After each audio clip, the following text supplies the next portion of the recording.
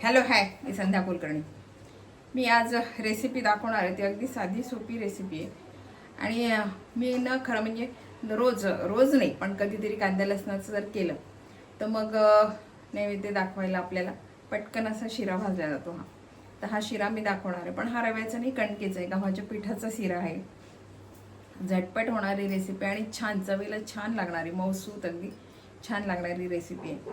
हा कसा पटकन आपला केला, नैवेद्य दाखवला, एखाद्या वेळेस कुठे बाहेर जेवायला जायचं असलं किंवा मग घरी आपलं पटकन कांदा लसणाचं केलेलं असतं तर मी नैवेद्य दाखवत नाही कांदा लसणाचं. तर मग पटकन मी शिरा भाजते आणि नैवेद्य दाखवते. तर हा मी बऱ्याच वेळा म्हणजे भाजलाच जातो, माझ्याकडे बऱ्याच वेळेस हा शिरा भाजला जातो. एखाद्या वेळेस मग यांनाही आवडलं तर मग दुपारी केलं जातो. तर ही रेसिपी म्हटलं तुम्हाला दाखवावी, मी नेहमी करते पण तुम्हाला कधी मी दाखवली नाही ही रेसिपी. तर म्हटलं चला आज तुम्हाला दाखवू. थंडी पावसाचे दिवस आहेत खरं म्हणजे आता, आणि पावसाळ्यात हा गरम गरम शिरा इतका छान लागतो ना, खूप छान लागतो हा शिरा. तर तुम्हाला मी आता ही रेसिपी दाखवते आणि याला साहित्य काय लागते ते सांगते. हा बघा, तूप, अर्थात तूप लागते शिरा म्हटल्यावर. तूप आणि हे गव्हाचं पीठ आहे, गूळ आहे, ड्रायफ्रूट आहे आणि वेलदोडी. बस एवढंच याला साहित्य लागते. आणि याचं प्रमाण असं असते की मी गव्हाचं पीठ वाटीभर घेतलं ना, तर वाटीभरच मी गूळ घेतला. एवढं याचं प्रमाण, म्हणजे सारखंच प्रमाण घ्यायचं. शक्यतो आपण रव्याचं कसं सारखंच प्रमाण घेतो ना, तर तसंच याचं प्रमाण असते. तर आता कसं करायचं मी तुम्हाला सांगते. हे बघा, काढायचं. आता तूप टाकलं, आता हे गव्हाचं पीठ घालते आणि गॅस कमी करायचा, कारण काय ते लगेच लागते.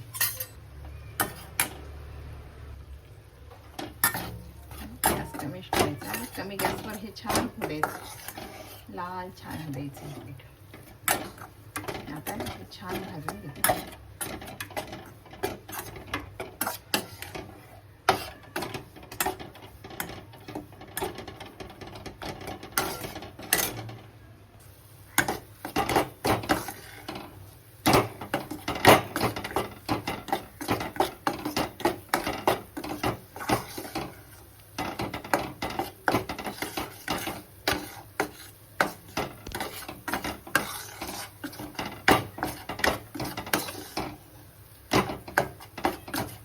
कमी गॅसवर, नाही तर हे पटकन जळते. गव्हाचं पीठ आहे ना, पटकन जळते, म्हणून कमी गॅसवर छान लाल छान लालसर असं भाजून घ्यायचं. मग आता किती छान लाल पीठ.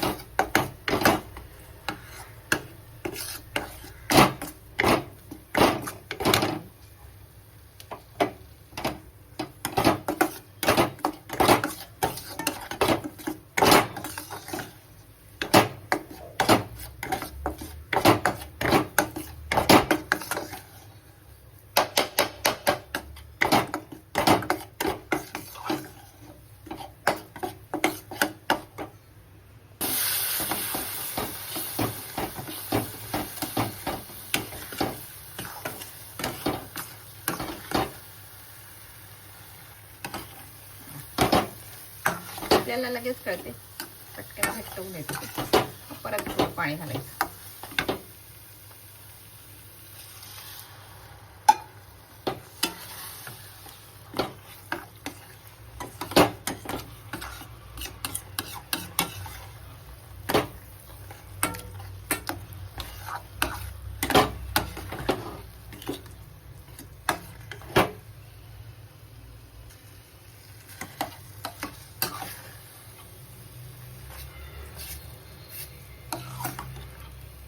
आणि आता याच्यामध्ये गूळ घालायचा.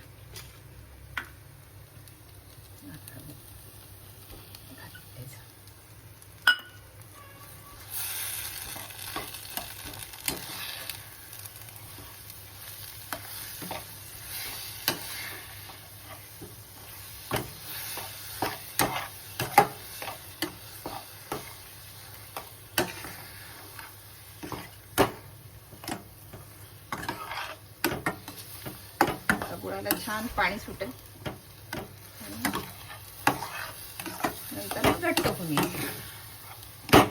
गुळ ना किसून घ्यायचा, गुळामध्ये खडा नाही ठेवायचा. काय होतं याच्यामध्ये ना, पटकन विरघळत नाही तो. दुसरं काही विरघळायला थोडा वेळ लागतो.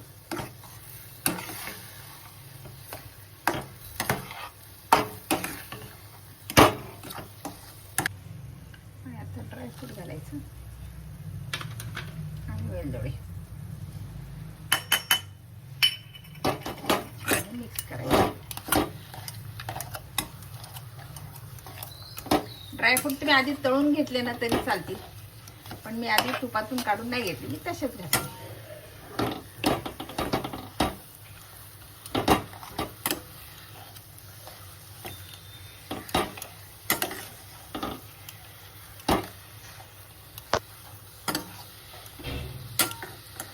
कढईला बिलकुल चिटकत नाही. जसं कढईला चिटकत नाही ना तसं आपण खातो ना तेव्हा खूप सुंदर लागतो खडा. एखादा खडा जरी राहिला ना तरी तो नंतर वाफेला चालला जातो. आता याच्यात थोडा वेळ झाकण ठेवायचं, वाफ येऊ द्यायची, त्याच्यामध्ये तो सगळं विरघळून जातो. आपला शिरा तयार आहे. मी आता गॅस कमी करते आणि झाकण ठेवते. झाकण खाते. आपला शिरा गॅस बंद करते. इतका सुंदर लागतो ना हा शिरा.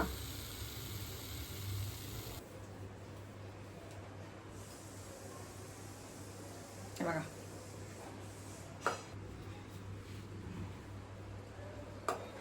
बघा आपला हा शिरा तयार आहे. 5 मिनिटे नाही लागत, पटकन होतो हा शिरा, वेळ लागत नाही. तुम्हाला जर वाटलं ना तर तुम्ही तूप जर कमी, आपल्याला तूप जर कमी वापरायचं असलं तर आधी छान पीठ छान भाजून घ्यायचं. खरं म्हणजे कोरडं कमी गॅसवर, कारण हे गव्हाचं पीठ असल्यामुळे फाट लवकर जळते ते पीठ. म्हणून आधी छान भाजून घ्यायचं आणि नंतर मग तूप घाला, काहीच हरकत नाही. मग तूप घालून छान, मग त्याला तूप कमी लागते. पण मी तसं नाही केलं, मी आधी छान तूप टाकून मग छान भाजून घेतलं. पण तुम्हाला जर तूप कमी वापरायचं असेल तर आता तसं केलं तरी चालते. किंवा मग तेलाचा पण शिरा हा करतात बरं का. तेलाचा पण हा खूप छान होतो शिरा. आम्ही तुपाचा भाजलाय, पण तेलाचा पण खूप छान होतो. आणि गुळाचा शिवाय म्हणजे हेल्दी आहे गुळाचा शिरा. इतका छान लागतो ना हा शिरा.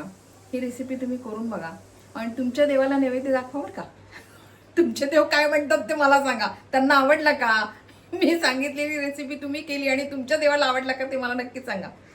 तर ही रेसिपी नक्की तुम्ही करा. वाटीभर, चिमण्या वाटीभर करा, छोट्या वाटीभर करा आणि करून बघा. गुळाचं असल्यामुळे तो खूप छान लागतो. ड्रायफ्रूट नसल्या, वेलदोडे नसले, काही हरकत नाही. याच्यात काही घातलं नाही तरी चालते. मी आज तुम्हाला दाखवायचं म्हणून ड्रायफ्रूट घातलं. मी नेहमी भाजते तर ड्रायफ्रूट घालत नाही, साधा आपला भाजते आणि पटकन नैवेद्य दाखवते. पण इतका छान लागतो. रव्याच्या शिऱ्यापेक्षा हा मऊसूत लागतो आणि इतका सुंदर लागतो ना, खूप छान लागतो हा शिरा. आणि गुळाचा शिवाय. आणि आत्ता पावसाळ्याचे दिवस आहेत त्याच्यामुळे हा गुळाचा शिरा खूप छान लागतो. तुम्ही करून बघा. आणि याला पाणी बघा, मी बघा 1 ग्लासभर पाणी घेतलं होतं याला, पण याला अर्धा पाऊण ग्लास, जो पाऊण ग्लास पाणी थोडं उरलं याच्यात. अर्ध्या ग्लासचं थोडंसं पाणी उरलंय, एवढं पाणी यायला लागलंय. त्याच्यामुळे पाणी पण फार यायला लागत नाही, कारण आपण रव्याचा शिरा भाजतो ना. रव्याच्या शिऱ्याला जेव्हा तुम्ही दुपटीनं पाणी घाला, जसं पाणी घालेल असा हा शिरा, रव्याचा शिरा फुलतो. नाही तर मग रव्याचा शिरा चांगला लागत नाही, त्याला पाणी भरपूर लागते. तो पण रेसिपी एखाद्याच मी सत्यनारायणाच्या प्रसादाची रेसिपी तुम्हाला दाखवेल, कारण बऱ्याच ठिकाणी हे पूजेला गेले की मला प्रसाद भाजून द्यावा लागतो. तर मी ती रेसिपी दाखवेल तुम्हाला की मी सत्यनारायणाचा प्रसाद कसा भाजते. ते बघा, ही रेसिपी तुम्हाला कशी वाटली, आवडली का? आवडली असेल तर लाईक करा, शेअर करा, सबस्क्राईब करा आणि नक्की करा बरं का. चिमण्या वाटीभर का करा ना, पण करा. आणि तुम्ही नैवेद्य दाखवा, तुम्ही खाऊन बघा, खूप सुंदर लागतो. रव्याच्या शिऱ्यापेक्षा ना हा शिरा इतका छान लागतो, मऊसूत लागतो हा शिरा, खूप छान लागतो हा. करून बघा. गुळाचा शिरा आहे, गुळाचा आहे. बऱ्याच जणांना गुळ आवडत नाही, पण हा शिरा जर केला ना तर हा शिरा ते नक्कीच गुळ खातील. इतका छान लागतो ना हा शिरा, खूप सुंदर लागतो. याच्यात काही नाही घातलं तरी छान लागतं. करून बघा. आणि ही रेसिपी तुम्हाला कशी वाटली, आवडली का? आवडली असेल तर लाईक करा, शेअर करा, सबस्क्राईब करा, म्हणजे असे नवीन नवीन व्हिडिओ तुम्हाला बघायला मिळतील. बाय.